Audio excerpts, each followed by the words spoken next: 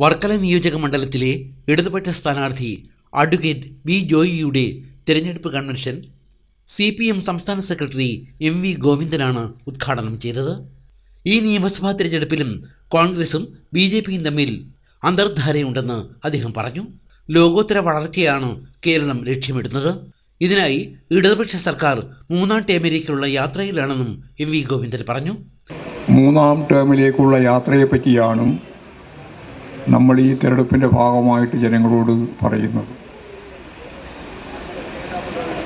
പ്രധാനമായിട്ടും ഈ കൺവെൻഷനിൽ രണ്ട് കാര്യമാണ് ഞാൻ പറയാൻ ഉദ്ദേശിക്കുന്നത്. ഒന്ന്, ആധുനിക കേരളത്തെ ഇപ്പോഴ് കാർന്ന് തിന്നാൻ ശ്രമിച്ചുകൊണ്ടിരിക്കുന്ന വർഗീയ ശക്തികൾ, ഭൂരിപക്ഷ വർഗീയതയും ന്യൂനപക്ഷ വർഗീയതയും,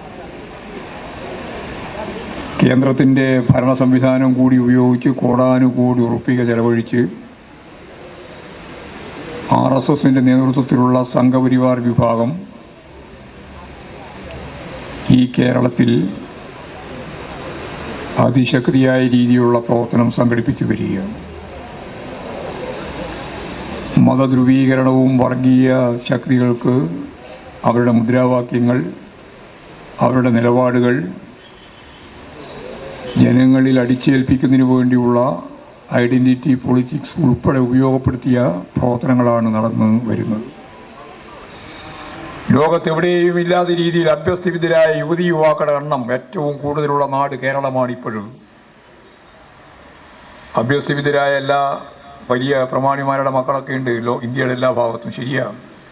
പക്ഷെ ഇവിടെ ഏത് പാവപ്പെട്ട മനുഷ്യൻ്റെയും വീട്ടിൽ അഭ്യസ്തവിദ്യരായ ചെറുപ്പക്കാരുണ്ട്. ഉന്നത വിദ്യാഭ്യാസം നേടാൻ കഴിഞ്ഞവരുണ്ട്. വെറുതെ സംഭവിച്ചതല്ല. പൊതുവിദ്യാഭ്യാസത്തെ ഫലപ്രദമായിട്ട് കൈകാര്യം ചെയ്തതിൻ്റെ തുടർച്ചയിൽ നിന്നാണ് നമുക്ക് ഈ നേട്ടമുണ്ടാക്കാൻ കഴിഞ്ഞത്.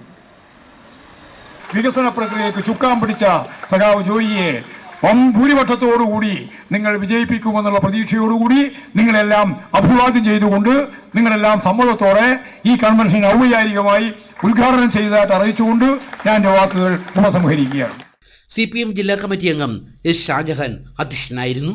സ്ഥാനാർത്ഥി അഡ്വക്കേറ്റ് വി ജോയ്, CPM ജില്ലാ സെക്രട്ടറി A. റഹീം, CPI ജില്ലാ secretary Mankode Radhakrishnan, BP Murali, KM Laji, V. Ravikumar, P. Manilal, Madavoor Anil, Sreeja Shaijudev, Sajeer Kallambalam, MK Yusuf, Priyadarshini തുടങ്ങിയവർ പങ്കെടുത്തു.